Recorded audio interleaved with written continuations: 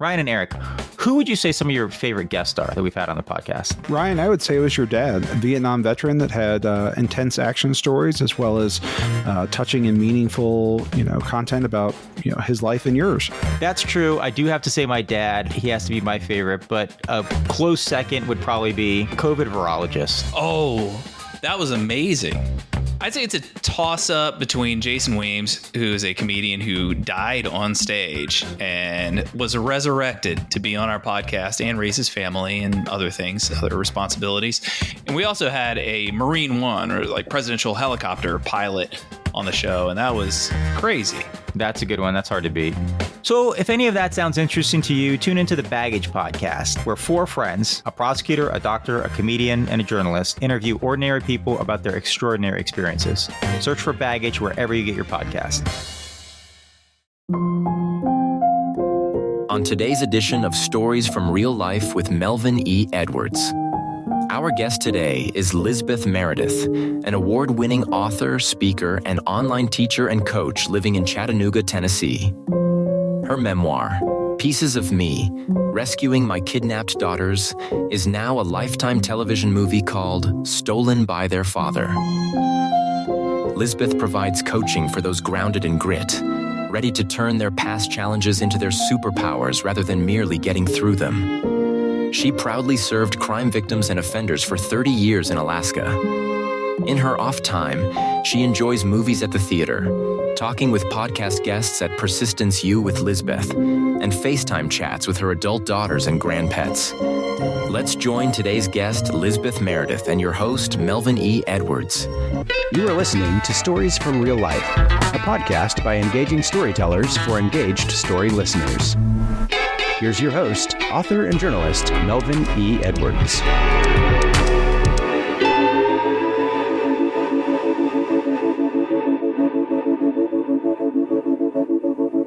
Hello again, and welcome to today's episode of Stories from Real Life. I'm your host, Melvin E. Edwards. Thanks for joining me on this week's Learning and Adventure. As you heard in the intro, our guest today is author Lizbeth Meredith. Hello, Lizbeth. How are things going there in Tennessee? Oh, they're going well, Melvin. Thank you so much for having me on the show. How are they going for you now in Texas? Going pretty well. Chillier than I like, but it's supposed to warm up today, so You've probably done a lot of shoveling that you weren't planning on this winter. No, I didn't do any shoveling. Yeah, when it snows, I stay inside. Okay. I just wait for nature to take its course. Good for you. Okay, so in every photo I've seen of you online, you have a great big smile. So Are you at a happy place in your life now? I would say mostly yes. Thank you. Mostly. I would say all of life, though, there's going to be the ups and downs. And I love to be positive, but life still, throws life at me. All right. So we're going to talk about your story, as the listeners heard in the intro. So I want to talk about your former husband, Gregorios. Then we won't mention his name again. Do your daughters have any type of relationship with their dad now? They do not. I did try to force them to have a relationship with him when they became young adults. I had tried to very sparingly help connect them when they were a little bit older and had counseling and all of that. And it didn't go well. But then once they were young adults, I said, here's a great and safe way to try to do this, because he may have changed. He may have, who knows? But I grew up without a dad, and I know how painful that is. That really blew up in my face, but it blew up in their faces more. And they asked me to please stay out of their affairs regarding their father. So at this moment, they don't, but one never knows, there's always hope in the future. Oh, that's too bad. Your memoir is called Pieces of Me, Rescuing My Kidnapped Daughters, and it's now a Lifetime television movie called Stolen by Their Father. Did you ever think you'd use your journalism degree to write about your own family drama? That's so interesting. You're a journalist. That is a different skill set. So I really did think I wanted to be a writer.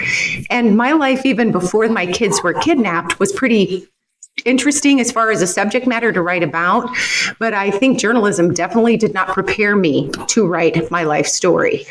When I was a little kid, I liked to write tragic poems in which I died and everyone felt sorry for how mean they were. And I think that's not so unlike children. Like, you're going to be sorry you were mean to me. But, later I really did think about writing. I just didn't know how hard it would be to not just live that life, but write about it. It takes a different skill set than I'd ever been trained for. So how did you eventually get around to putting pen to paper? Well, it wasn't easy, Melvin. It wasn't easy at all. It took me 20 years, and I mean literally 20 years. So I thought at first I'd just write it as I lived it. And it read like this happened, and then that happened, and then that happened. Super boring and very long. So I went to a writer's conference, and the agent told me, wow, this is awful writing. And perhaps you could think about getting some help with this. So I listened, and I joined a critique group. I took memoir writing classes online and sometimes workshops locally. I eventually hired a writing coach and editor, and it took a long time. And I'm so glad it did, because when I started writing my book, it was an angry young person. I was 30 at the time I started writing it, 30 or 31. It was an angry person, spiteful, aren't I the victim sort of book.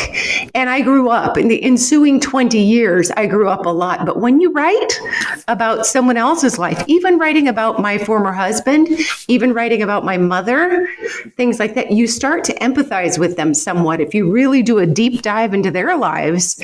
So it helped. I'm glad I was old by the time it came out, because it was a much better read, and it had something to offer readers instead of just a way for me to vindicate myself. I completely understand that sentiment. My second book, I wrote about my father's family history, and my dad came from an abusive background, and he decided he would break that cycle. And I dove sort of into the psyche of his dad, my grandfather, who I never met because he died about 20 years before I was born. But from everything I'd known about him, based on my father's stories and my relative stories, I sort of did a psychological analysis of him, and I found it much more sympathetic than I intended it to be. Not that he wasn't a monster, right? But there were factors that contributed to that were outside of his control. His response to it just was not the correct one. I love that you had that opportunity to do that, and you gave yourself that opportunity. It does help with empathy. It increases, I think, empathy and resilience to kind of unpack those stories, but also look at that other person's life and say, what factored into this? It depersonalizes. It doesn't excuse it, right, but it depersonalizes it, and then we feel lighter. Yes, absolutely. And it made my dad more of a hero to me than he already was, which I didn't even think was possible. So I love that. So do you think it's ironic that your daughters were taken to Greece after you were taken to Alaska for the same reason? Yes, I think it is more than ironic. And it really, in fact, that is the whole reason it got made into a movie, was that sort of double abduction thing. It's ironic, but it's, when you really think about it, it's kind of not. I was used to chaos, and as a small child, I said to myself, man, I am going to be a great mother. I always knew I wanted to be a mom. And I thought, my kids will never, ever experience a divorce. And later, as I was getting older, they'll never experience a parental kidnapping. It's going to be a stable life. I'm going to do great by them. I'll show my family what it's, how it could be done. And I didn't do any of the work that it would have taken to break those patterns. I just dove right into the first relationship that felt familiar and like home, which in hindsight should have been a red flag to run out screaming out of the room when I met my former husband. But hindsight is 20/20. Yes. So, I made things so much worse for my kids than I'd ever had it. And I wasn't, I don't blame myself for the abduction, but I do have responsibility for some of my choices, and it has impacted every day of their lives since. Even though my daughters are doing great now and they're grown women, it still has an impact. All right. Can you tell us the details about your own story getting taken to Alaska? Well, I can tell you what I know because remember, I was tiny. I was a little bitty kid. I came from a family of 5 other siblings that I knew of. There were many more, but I didn't know about that.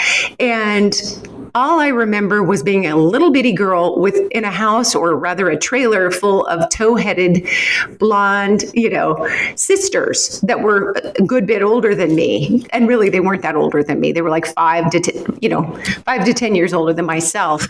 But I clearly had very dark hair and very dark eyes, and in the sunlight, my skin darkened very quickly.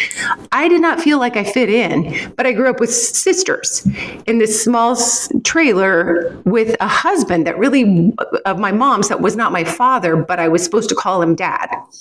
And so I do remember feeling like I don't fit in. This is not where I should live. This is not my home.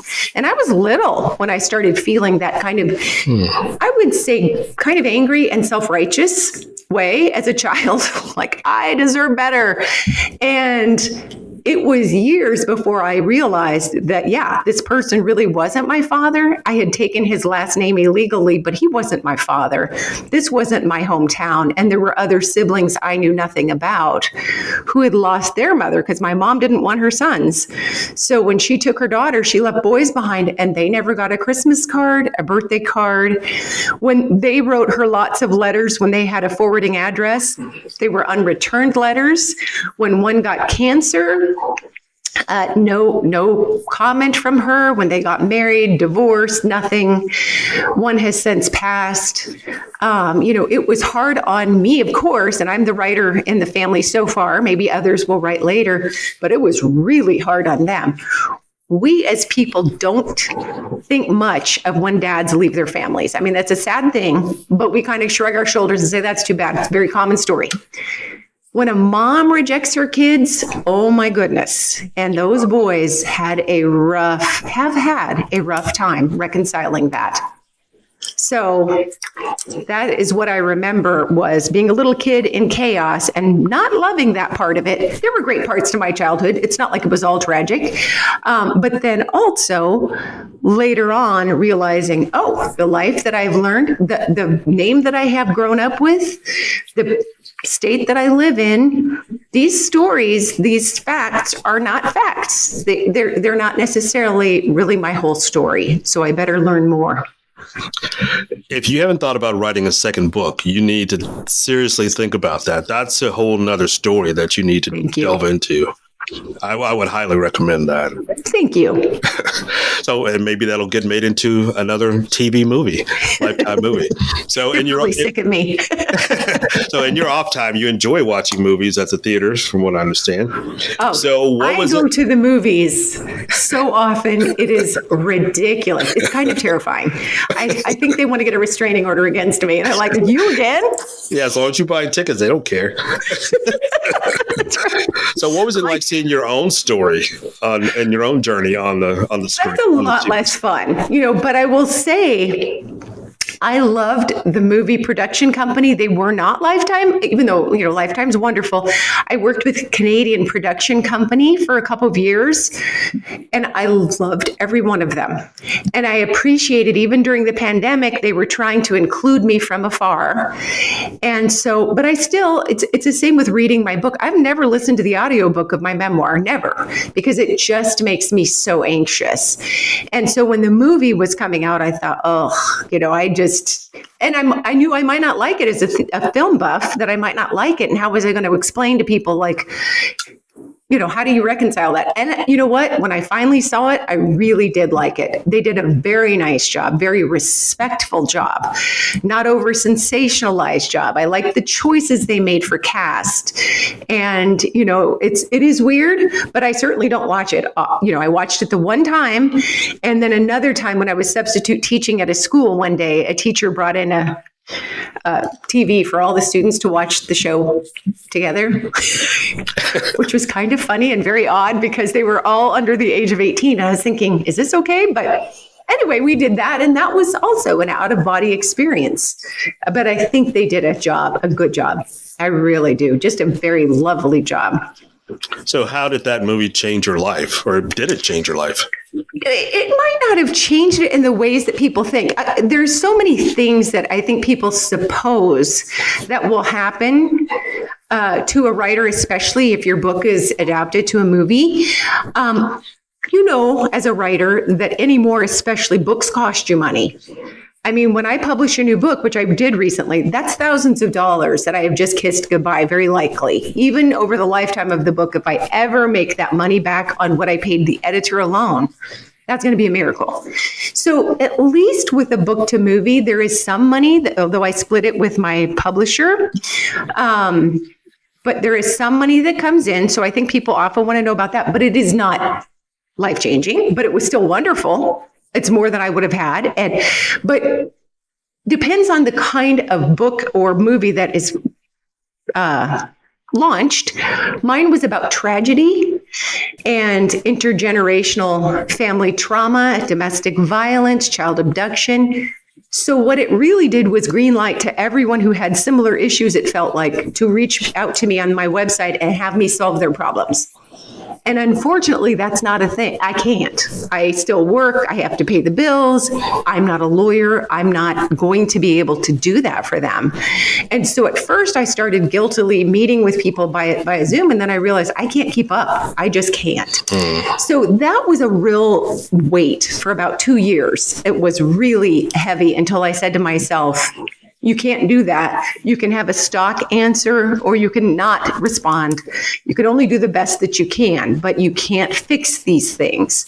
So it was wonderful in some ways, it's very gratifying. I no longer put a lot of pressure on myself to achieve certain things because my book, it was exciting that it became a movie. So for subsequent books, I don't feel like I don't want to worry about that anymore. People ask, and it's a very fair question, like, does it change book sales? It may if you wrote a book and then the movie is titled the same, but in general, it was already selling pretty well for a nobody memoir. But I don't feed my cats with what I made on book royalties that, I really don't. Like, I get very, very little to nothing for book royalties now. That's fine. It's just, I just don't want people to think in their heads when I talk to authors at conferences and things. It's important that we write for there are different ways to be wealthy. And so that we can develop a connection or inspire or help someone is a sign of wealth. But it might not be bank wealth. It might not be investment wealth. And writing what one loves to write about is important. I wouldn't write hoping that I could quit my day job if I didn't already have one. That's just my experience. But it certainly connected me with wonderful humans, fabulous people.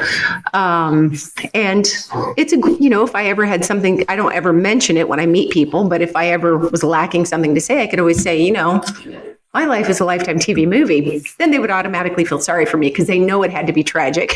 Yes.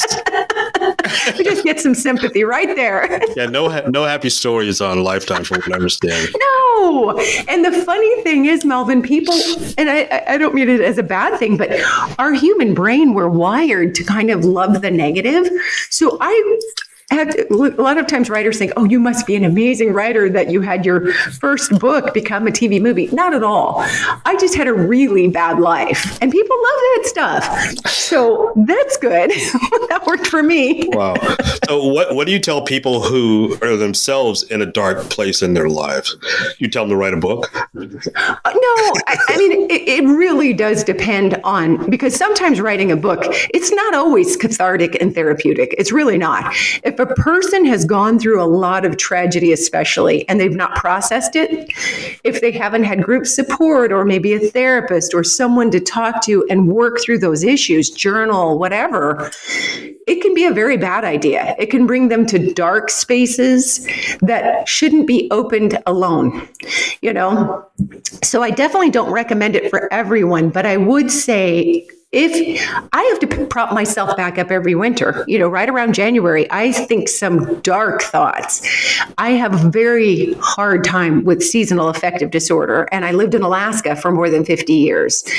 So I still have to say to myself and to other people, this is a moment, and it's going to have a beginning, a middle, and an end. And our lives are a story. There's a beginning, a middle, and an end. And, we don't write our early chapters of our life. We inherit them. We don't get to choose a lot of anything.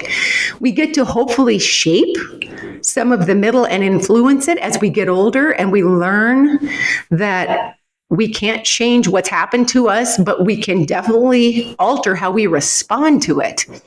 And hopefully we come up with an ending that we're proud of. It doesn't mean the ending that we assumed. I do not believe, like modern pop psychology, you can manifest anything you like and we all have equal access to a joy, stress-free life. That's not true. But we can certainly impact the ending and appreciate our efforts and celebrate them. And the outcome isn't always what we wanted, but sometimes it's that journey to get to the goal that shapes us. And that's exciting about life. Okay, you talked about, or you sort of referenced some of the red flags that you should have recognized. What are some of the ones that you can now see you've missed in your relationship? I wrote in the book as a first person, present tense, as though it was happening now. When I was a young person, if you'd asked me after I left my husband and I was in my mid-20s, I would have told you, hey, nobody told me. I didn't know. No, there were times that people had tried to tell me, and I must have had my fingers in my ears, not listening or looking at obvious signs. When somebody tries to give you a million compliments and you barely know them, that's a problem. That's very problematic. They don't know you. What is the agenda? If somebody insists on having a very brief courtship and little by little, you don't realize maybe at the time they're pushing other friendships or family relationships away. If someone puts you on a pedestal, trust that you are going to be shot down very quickly when the time is right. Tiny little jokes, little, haha, I was just kidding. Things like, you're so clumsy, or, you're not very smart, are you? Oh, I'm just kidding. Or those little bitty digs constantly may be signaling an insecurity in a new partner that later can become much bigger. A lot of times young people, even today, because I still talk at colleges sometimes and with younger people groups, a lot of times we feel like it's so flattering to have someone who wants our constant attention. Sometimes we feel like making that commitment to them will help them feel more secure. I guarantee you it does not make them feel stronger and more secure. And it can be a red flag that worse things are yet to come. So I would definitely be cautious of some of those things. If someone attempts to isolate you, if they do not celebrate your own goals, if they're trying to keep you away from the things that you have identified are important to you, those are things to be cautious of. And I feel like, as a young person, I see this a lot in the South. I'm new to the South in a way, even though I was born in Kentucky. Living here in the South now, I still see a lot of very young people getting married and having children super young. And I think our brains are not even fully developed until we're in our much later 20s. Some decisions so important. Can't we get to know ourselves first before we dive into those things that should have lifelong and do have lifelong consequences, whether or not they work out? How have you leveraged some of the difficult lessons you've learned in your journey to become your own superpower? I think there are a few different ways. One is I took inventory of some of the things, skill sets that I learned going through this long period of being in an abusive relationship, leaving, only to find that things got much worse after leaving for several years until he took the kids and left the country.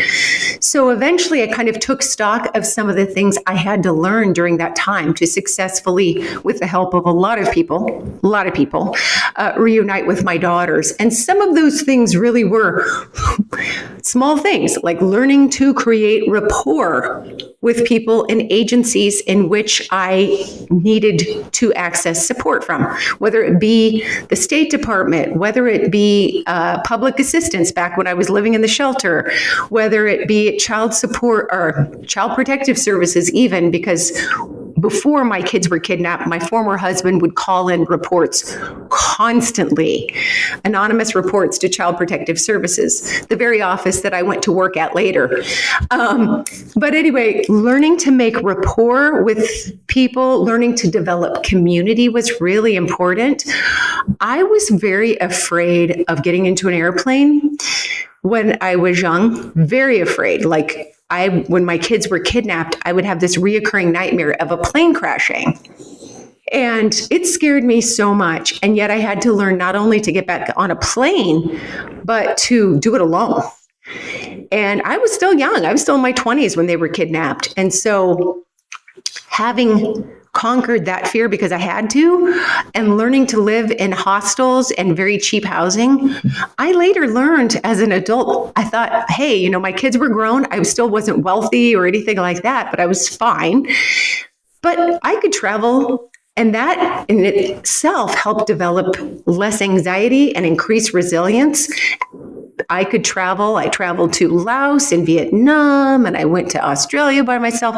And I could do that on a budget like no other because I had learned to travel alone and maintain a budget, skip meals if I had to, whatever. I could do that. And so, there are things that I realized I'm not as fragile as I would think. I can do this. It doesn't mean I'll do it elegantly. It doesn't mean I won't get lost or lose my passport or something bad could still happen to me. But I have learned that I can land on my feet. And maybe someday I'll do something and I won't land on my feet, and that will be the end. That'll be okay. That'll be okay. I'd rather live life than stay under my bed and say, isn't it a scary, awful world out there?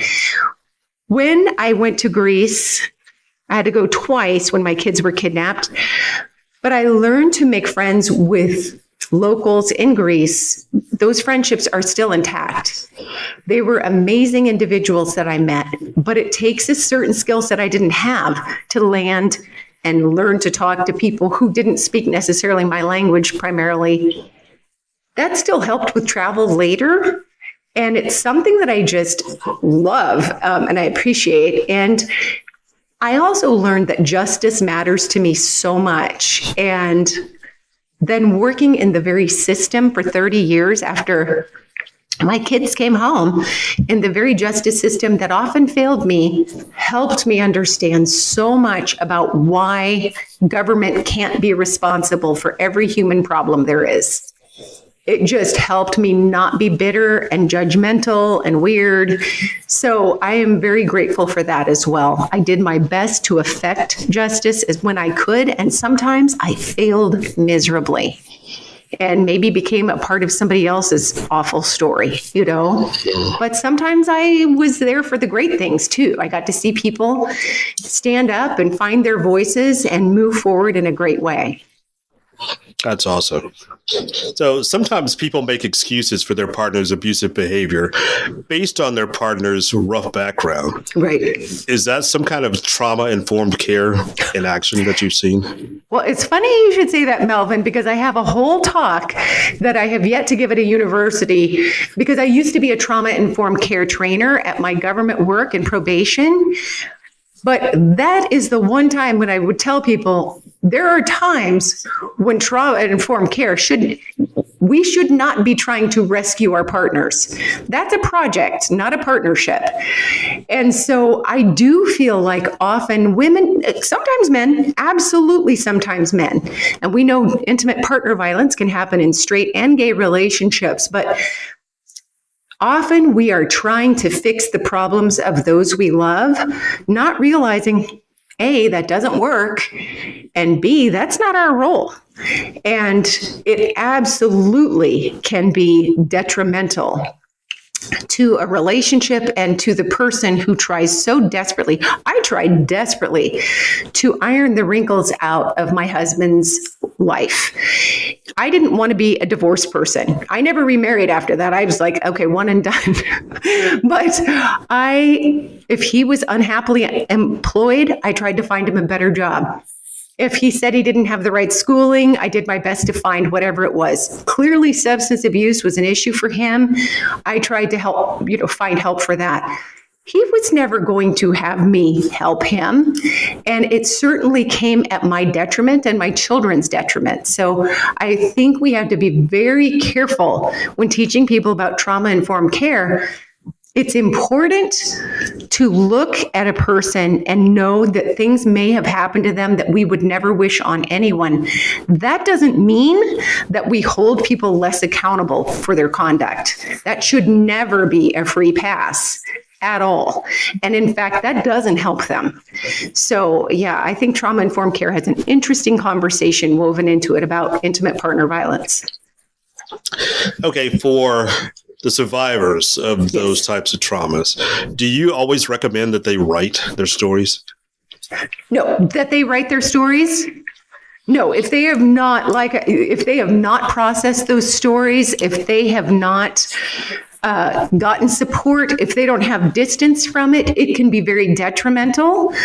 Also, if they are still unsafe as a survivor, if they're not careful, they could be writing something that comes back to haunt them. It could be very dangerous.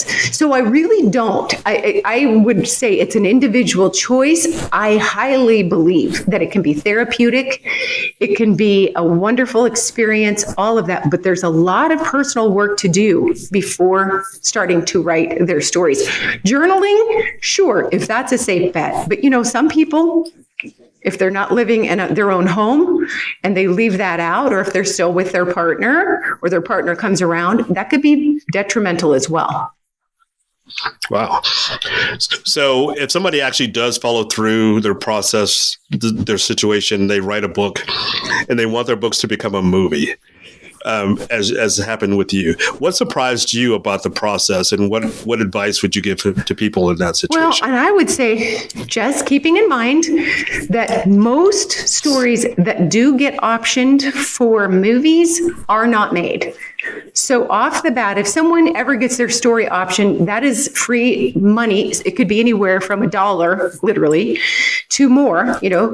I was lucky that I got an option, some money, but it is not a guarantee that their story is going to be made into a movie. It's just somebody renting their story for a period of time.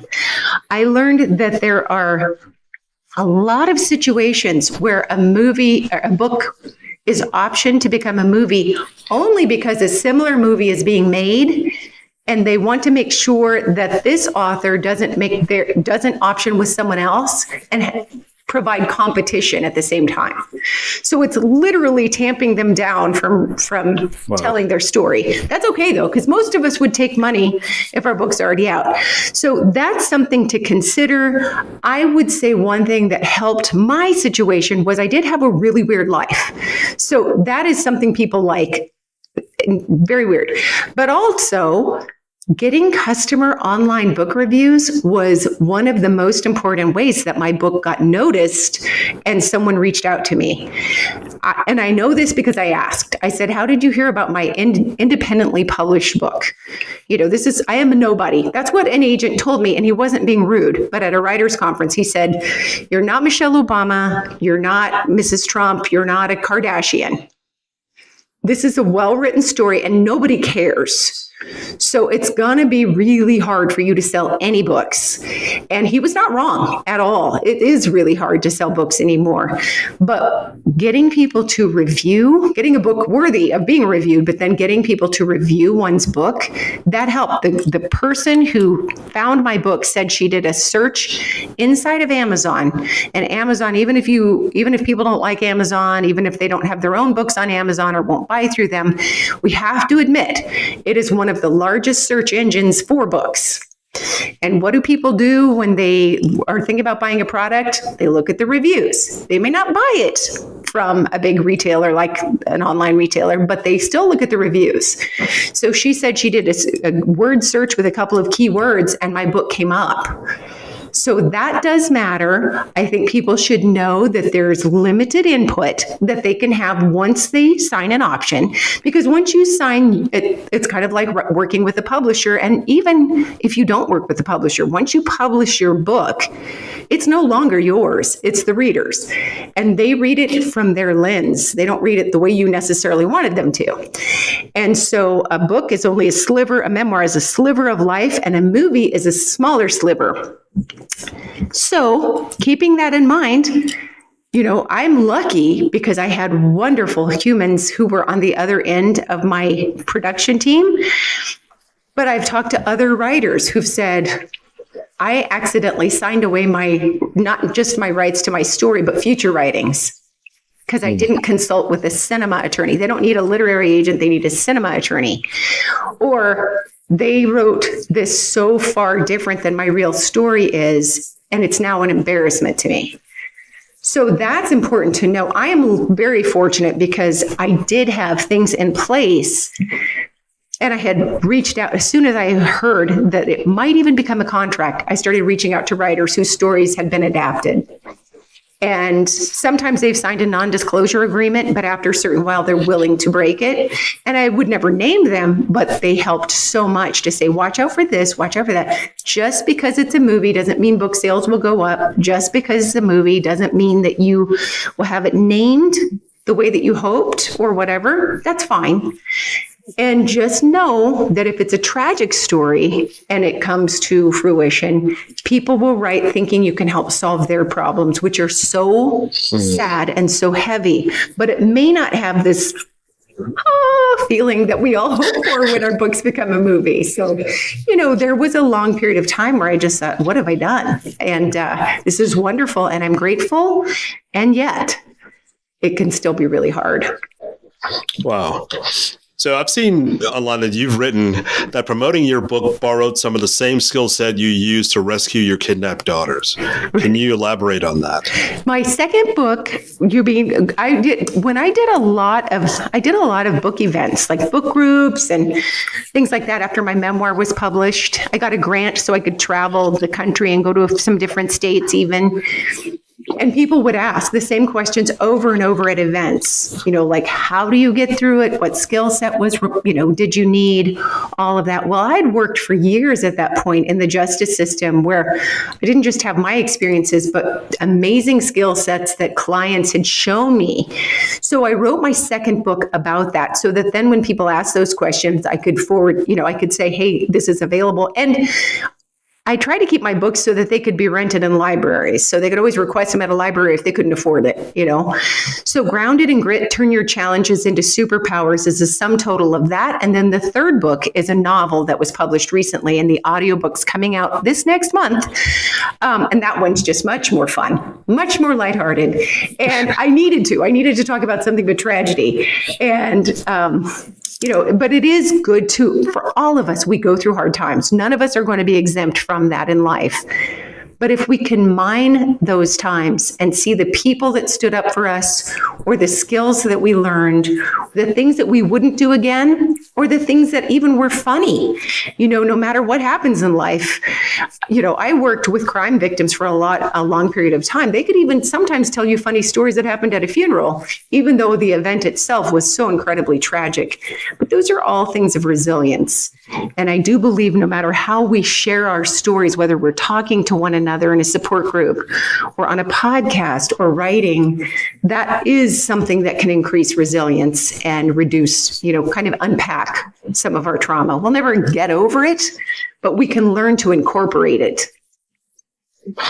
Well, this question is very personal for you. Has time healed all the wounds that you've suffered over the years? Never. And so time, I think that is such it's an unfortunate phrase, time heals all wounds. Sometimes we cry less, that is for sure. And sometimes people, and I've worked with people who will say, like, this will sound really awful, but like my child was murdered by someone 5 years ago, and I've never spoken about it because I just don't want to draw the memories back. Oh, it lives inside you. Trauma can live inside of us. And there are some great books, not the least of which is Bessel van der Kolk, The Body Keeps the Score. That book is The Body Keeps the Score. The body does keep the score. And it lives inside of us. I had a sibling, my oldest sister, who was committed to never sharing family secrets or traumas. And she would get so annoyed if any of us went to counseling. And she'd say to me, how could you do this? How could you talk about that stuff? Why would you bring that up? Dredge that up, she would say, on her 5th drink at noon. And, life was short for her. Trauma can cut your life short because of so many different things. So definitely time does not heal all wounds. And even though I've gone to a ton of therapy, still have a therapist that I see sometimes, always will. I have no shame about that. Talk and write about trauma. There are still things that, won't ever be fully, they're not erased. Let's put it that way. They live with me, and we live for the most part well together, but it's not going anywhere. Okay, so the last question I've got for you today. Can you tell my audience about your podcast and the topics that you address on your own show? Absolutely.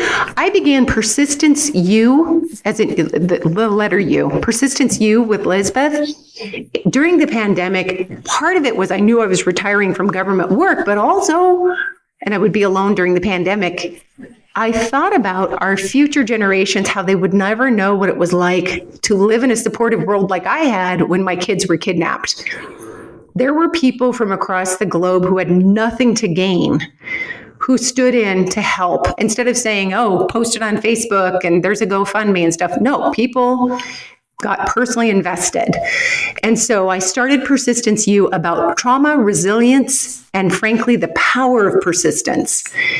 And I love to share stories, not just of like, something bad happened to this person. Sometimes nothing bad did happen to them, but stories that really share someone's unique perspective and how their life changed. There was a before, and then there was an after, and the skills that they learned in the middle. So that is PersistenceU with Lizbeth. It comes on twice a month where people get their podcasts. And it's been such a joy to meet people podcasting. It absolutely, I can agree with that. It absolutely is a joy to meet people, hear their stories, learn from their lessons. It's just an incredible experience for me, and I'm sure it has been for you. And I've listened to a couple of episodes of your podcast, and I plan to listen to more. So thank you. I've enjoyed it. Our guest today has been author and survivor, Lizbeth Meredith. Lizbeth, thank you so much for joining me today and sharing your stories with my audience. Melvin, I loved every bit of it. Thank you for having me. I so appreciate your time. Thank you. So if you don't already follow me on Spotify or some other podcast platform, I would appreciate it if you would do that now. And then please share this episode with a friend who you think could benefit from Lizbeth's story. That's it for today's episode of Stories from Real Life. Join us again next time for another chance to learn from each other's stories and journeys. Until then, don't forget to shine your light wherever you go. That was Stories from Real Life. Join us again next week for another great storytelling journey. See you next time.